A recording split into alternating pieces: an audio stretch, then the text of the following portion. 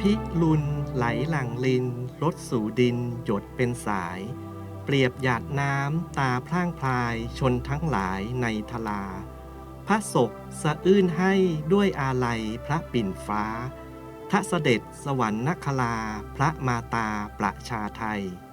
น้อมกราบทาบพระบาทสิรินาถด้วยใจใฝ่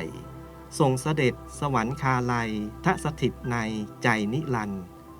น้อมสำนึกในพระมหากรุณาธิคุณเป็นล้นพ้นอันหาที่สุดมิได้ข้าพระพุทธเจ้านายอัธวุฒิมูลสิริเจ้าพนักงานที่ดินจังหวัดสงขลาพร้อมด้วยข้าราชการคณะเจ้าหน้าที่สำนักงานที่ดินจังหวัดสงขลา